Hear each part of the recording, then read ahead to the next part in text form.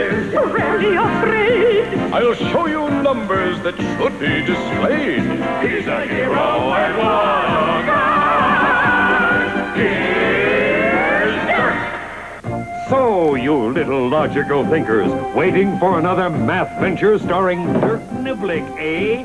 Good, because as today's math-curdling episode titled Mall or Nothing at Mall begins, Dirk Niblick of the Math Brigade was catching up on his reading. Oh, this is funny stuff. That Pythagoras certainly knew all the angles.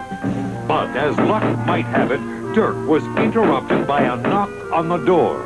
Gosh darn it, just when I get to the good part about the hypotenuse.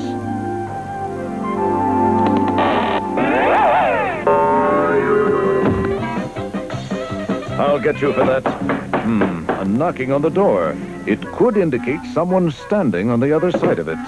Hello, I was knocking on your door. Yes, I heard you. That's why I opened the door. Ha, it worked. Who are you? I'm a door-to-door salesman. But I already have a door. You just knocked on it, remember? Yes, of course. But I'm not selling doors. I'm selling... batteries. You're a door-to-battery salesman. You should always keep an extra supply of batteries around the house in case of emergencies, so that when the lights go out, you can still play with your toys. You're right. And I do need some. How much are they? This box is 50% off. Special sale price. How many in a box? This box holds a dozen. Batteries normally sell for $1. Sounds like a Jim Dandy deal. A dozen batteries at $1 each. Let's see, that would be $12. But, as I mentioned during my sales pitch, if you buy this box, you get a 50% discount. 50% of 12 is $1/2. $6. Quite a deal, don't you think? I'll say, here you are. But this box is empty. Yes, the batteries are not included. You were trying to cheat me. Go away before I call the authorities. Sore sport. Do you mind if I use your name in future sales presentations? While Dirk returned to his book, in another part of town, Dirk's friends FLUFF+FOLD Noodlemen were about to embark on an adventure on the Sea of Commerce. Fluff and Fold, I wish you luck. Now then, any questions before I go? A couple, Mr. McBurger. You said when we bought this music store franchise from you, we had to make good in a week, or you take the store away from us. Yes, that's one of the beauty parts about our My Ears Are Falling Off music store. If you can't make a go of it, we don't want you to suffer. We just sell the store to someone else. And we get our money back? Ah, that's one of the ugly parts. No, you don't, but I'm sure you'll do quite well. But, Mr. McBurger, what kind of music should we sell from our store? I'm glad you asked me that particular question. I've done some research on that very subject, and I'll be happy to sell it to you for an additional $25,000. Okay, but almost all the money we inherited in another story is gone now. I have asked a sample of people in this town what kind of music they would like to buy, and 98% said they would like cello music. Cello music? That's right. So if I were you, I'd stock plenty of cello records and tapes. Good idea. They'll sell like hotcakes. Where can we buy cello music? Bring it in, boys. Now we're ready for business. Almost. I also did a second survey and found that 2 out of 3 professionals prefer a different kind of music. So maybe you should buy it as well. What kind of music did 2 out of 3 professionals surveyed like? Music to float on root canals by. Put it over there, Beacons. Good luck. Well, math fans, so FLUFF+FOLD are in the music business, eh? I wonder if Dirk knows about this. As a matter of fact, I don't. And it's been 6 days. Dirk Niblick here. What? I'll be there in a tick, Fluff. Fluff said she and Fold have been open for business for 6 days in their new music store and haven't sold 1 record or 1 tape. I'll see if I can bring some of my marketing genius to bear. You mean the only kind of music you sell is cello music and root canal music? Uh-huh, only we haven't sold any. And if we don't make good by tomorrow, we have to give the store back to MYCROFT McBurger. And you say Mr. McBurger told you he had done a sampling of your customers and their musical tastes? Yeah, take a look. He interviewed 1,000 people and found out that 98% of them like cello music. That's unusual. He also said 2 out of 3 professionals surveyed like root canal music. I see. Let's look at that chart. The survey was done at 13 Longhair Lane. Perhaps I'd better look into these figures. Okay, Lieutenant, but hurry up because we're going down the chute. I think I see the error of this survey. No, we don't need numbers to solve this problem, just a little Niblick sense. So, Lieutenant Dirk Niblick thinks he has stumbled onto something, does he? But do you know what might be wrong with Mycroft McBurger's survey? Puzzle it out. Use your noodle. We'll be back in just a mite.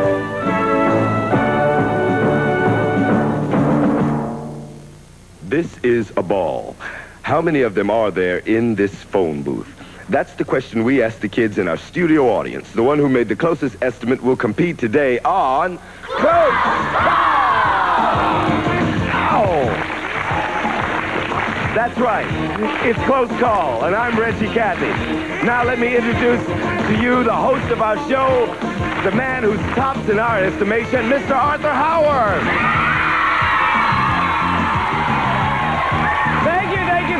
Thank you, Reggie, and welcome everybody to Close Call. Let's meet our contestants. You are? Joel. Joel, and how old are you?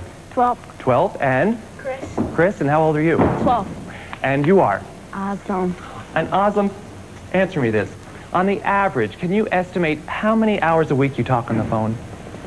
15. 15. Okay. Well, look, we asked everyone in our studio audience for an estimate also. This is a ball, and we asked them to estimate how many of these balls are there in this phone booth. Okay, now the actual answer is 253. Now coming closest, and very close indeed, with his estimate of 264 is our 4th contestant, Jamie Schimmel. Is he, Jamie? Come on down here. Very good, Jamie. Down here, good. They know you. Are you surprised that you won? Not really. No. You're pretty good at ball playing. Okay, now, are you ready to play? All 4 of you? Good. Okay, Reggie, I think you're going to help me out this time. Okay. Now, this is something that every household definitely needs. It's a Square One TV balloon popper. This is the pump. The air goes in there into the balloon, and up there is the pin.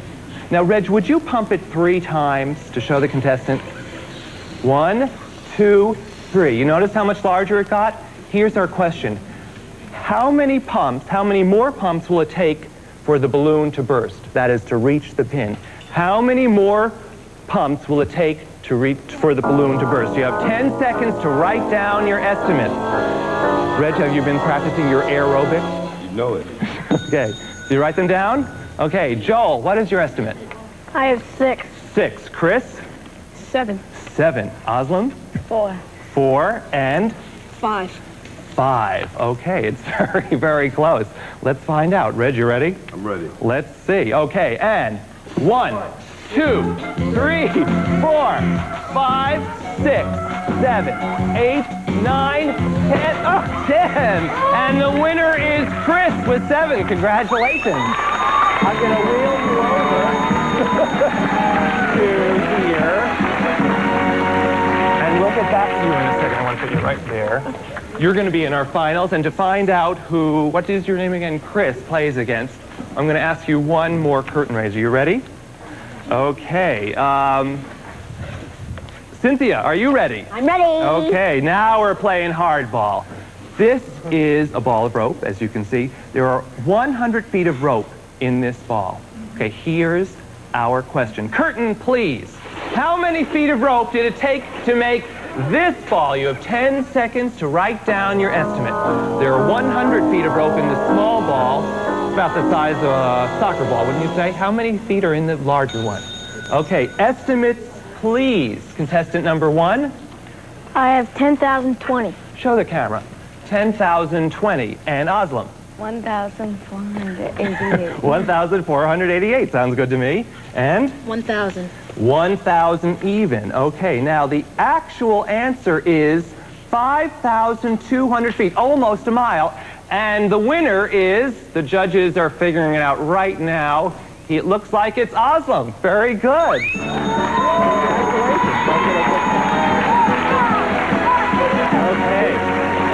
Now you are our finalists. And the winner of this round is today's champ. Are you ready? Okay. Beverly, would you come out here, please? Yeah. And her two friends. Yes. Okay. Yeah. This is the biggest baseball bat I have ever seen. I think we can even come closer. Yeah, what do you think? Okay. Now, would you put your hand right up there like this? Right.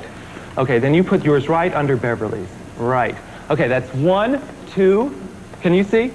3, 4, 5, 6. Okay. That's 6 so far. Here's our question. How many hands can be placed side by side along this giant baseball bat? You have 10 seconds to write down your estimate. How many hands, right side by side, can go along this huge baseball bat? What position do you play, Beverly? Catcher. Catcher, okay. Very hard. Aslam, what's your estimate? 41. 41. And Chris? 26. 26. Okay, well, let's find out. Now, you're going to really have to help me. And if you would, count off with me, because it gets confusing. Okay, you're going to keep your hands there, Beverly, Yeah, right? okay. So this is 1, 2, 3, 4, 5, 6. Now count with me. 7, 8. You now move. 9, 10. Okay, now you move. 11, 12, 13, 14, 15. Wait. 15, 16. Okay. 17. Okay, right side by side. 17. 18, 19, 20, really close. Wait, 21, 22. It's 22. Who is the winner, Judge? Chris is the winner. Congratulations. To everyone, a game very well played. For our runners-up, we have Square One TV sweatshirts. For our winner, we have a Square One TV sweater. To everyone, congratulations. You were a great audience. Thank you. And see you next time on Close Call. Bye-bye. Very good. Congratulations. Come on, stand up.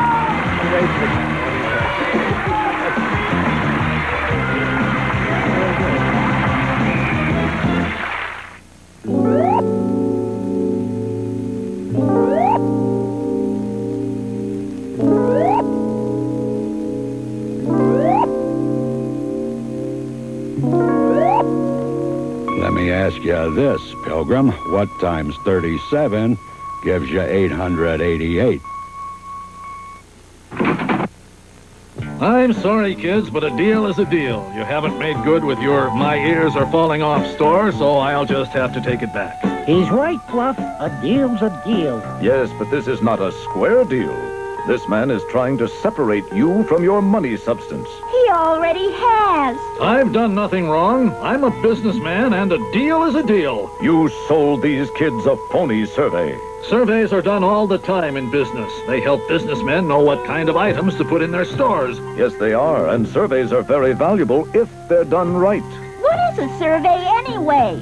It's a way of finding out what people think about things, Fluff. And in this case, it used a sample. A sample? Yes, a few pieces to represent the whole. If you want to know what kind of music everyone in town wants to hear, you can't ask all of them. It would take too long. That's right, so I asked a sample of people, and they represent all the people. But your sample was biased. It's not a true picture of the people who live in the town. You wanted these kids to fail so you could take the store back and sell it to someone else. Wait a minute. That would make me a bad person. You mean he asked the wrong people what kind of music they liked? The people McBurger asked are all members of a stringed instrument club. They all play violins and violas and cellos, so naturally, most of them would prefer that kind of music. Sure they would. Then Mr. McBurger sold us cello music. Don't forget about the root canal. Remember, 2 out of 3 professional surveys said... How many professional people did you survey, McBurger? Well, I talked to 3 dentists, and 2 of them said... 3 dentists are not enough to represent all the professionals in the town. You have to ask many more. I want you to give Fluff and Fold their money back and get out of town before it's too late, Mycroft. Why, you... All right, kids, why don't you go out and do your own survey? Only be careful to get a proper sample of the population. Come on, FLUFF+FOLD, we'll find out what our customers want to buy. Thanks, Lieutenant. Come by later and we'll lay some sounds on you. I'd rather listen to some music. You know, it's nice to know that common sense has prevailed once again. Now to get comfortable. Oh, hurt. Oh, pain. Oh, yeah. And as our hero sinks slowly in his chair, we bid a fond adieu to one of the world's top mathematicians and worst relaxers. Take any number. Okay, 93. Reverse the digits and add them to your first number. Right. Your answer is 132. Now, take that number, reverse the digits, and add them together, and what do you get? A palindrome. Ta-da! It reads the same backwards and forwards. Sometimes you have to do it again and again to get a palindrome. Go ahead, try some numbers.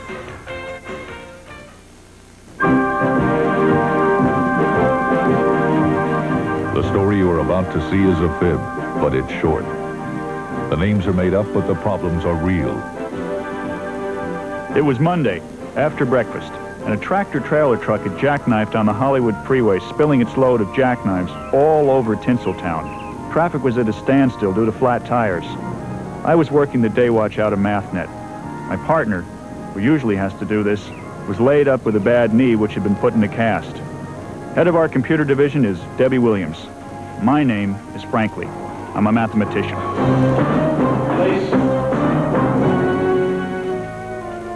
Uh-oh. I'd been working on a series of pranks someone was pulling on a number of local banks. No money was taken and no one was hurt. Just a little embarrassed.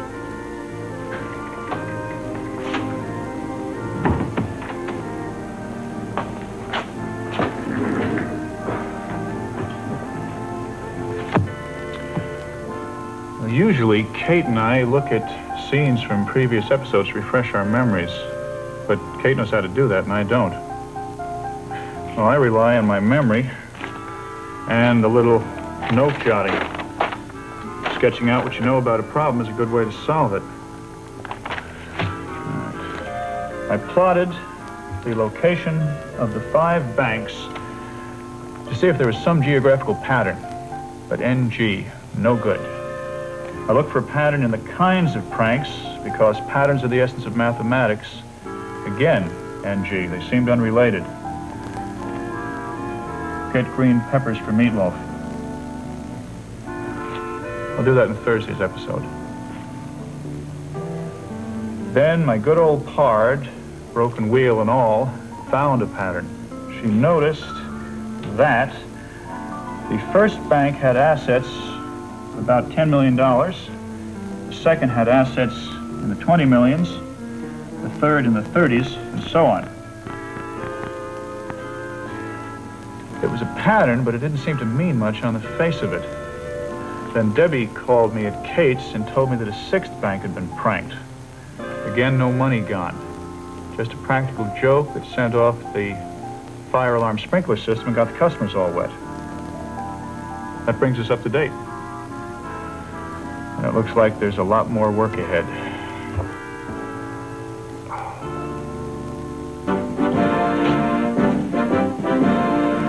A famous investigative reporter named Bernie Woodward had called me and said he might have some information that could shed some light on the bank pranks. I arranged to meet him at his newspaper. Yeah. Mr. Franklin? Right. Parker there. Thank you, Mr. Woodward. Your message said you might be able to help me with these bank pranks. Bank pranks? You know, I like a man who can crack foxy. Mind if I use that in the paper? Bank pranks? No, I coined it, and I'd be honored. Done. Mr. Frankly, this is a poem that I received. There once was a bank named Last National that installed an alarm, which is rational. It went off with a roar. People ran out the door. What a bad place to trust with your cash and all. It's nice. It's got a good meter, scans well, keeps up rhythmic suspense, till the end. Mr. Woodward, I don't know what this poem means. I received it just after the first bank prank. Didn't think anything of it. Top flight investigative reporters like yours truly are always getting weird things in the mail. Uh-huh. But then, I got this one, Mr. Franklin. Another poem? Mm-hmm. The disaster that won't be forgotten was a bank and some eggs that were rotten. The average bank smell made the customers yell and stuff up their noses with cotton. Remember the average bank, the prank there? Someone burned sulfur in the air conditioning system? Right, and gave off the smell of rotten eggs. Right. Have you received any more? Yes, I got one after each prank, but I still didn't put them together. I see. Top-notch, in-depth reporters, like yours truly, are usually busy on other stories. But here's one that I got today, and that's when I decided to call Mathnet. Maybe you can prevent another prank. Farmer's Bank is a place with a sprinkler. It'll put out a fire in a twinkler, but it got people wet, made them fume, made them fret, and withdraw their cash in a winkler. I think you ought to get over to Farmer's Bank right away and let those people know. It's too late. Their sprinkler system went off about an hour ago. Mr. Woodward, please, let me know if you get any more of these. I will. Investigative reporters are very responsible journalists, Mr. Franklin. May I take these? Yeah, sure thing. Here are the others.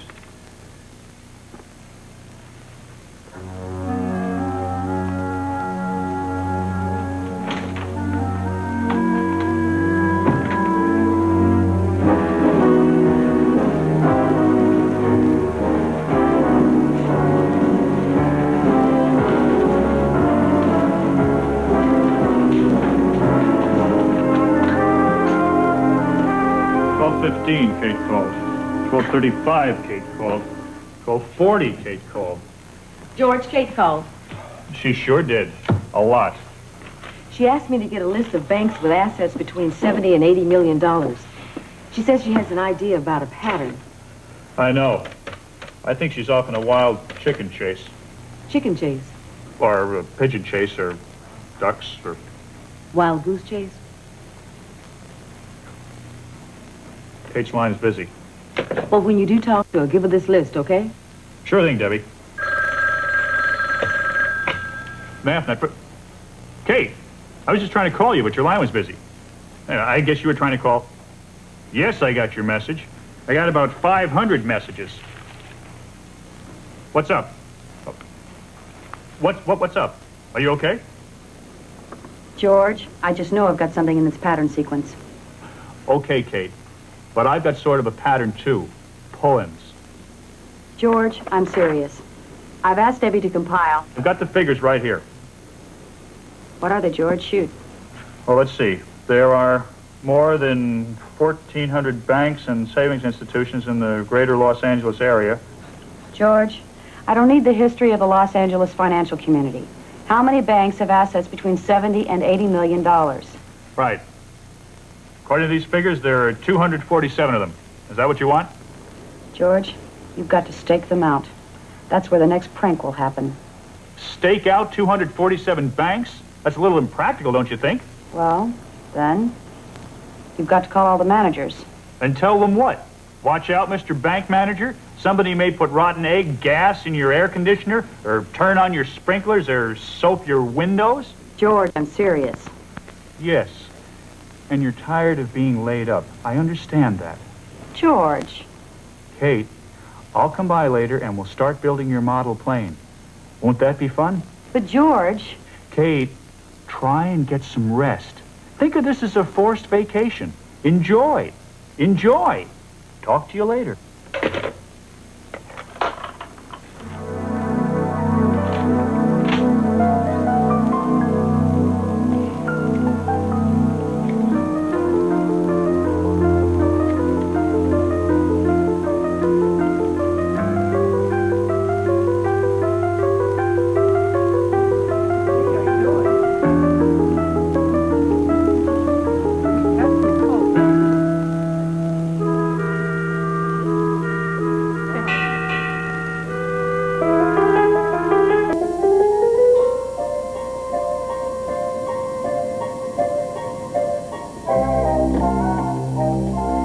I gave Kate the figures, Debbie.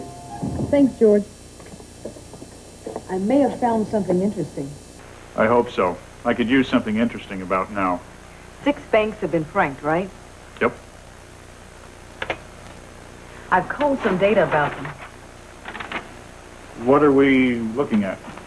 A possible motive, I think.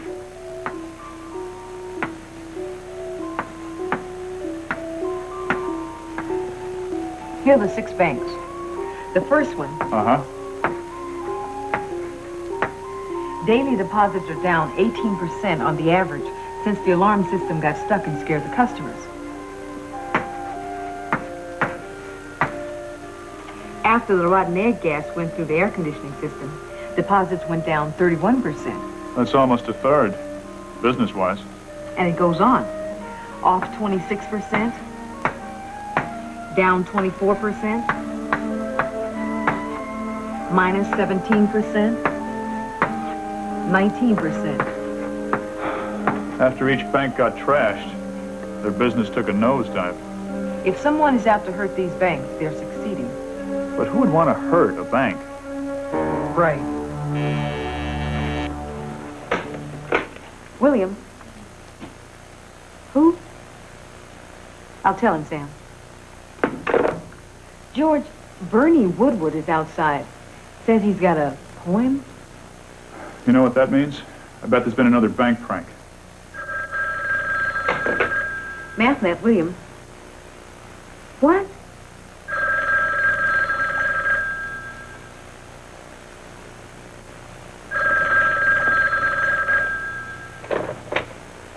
Mathnet, frankly.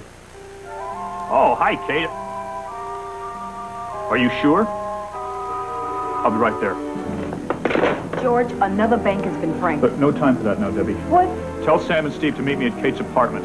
Her neighbor has a bomb.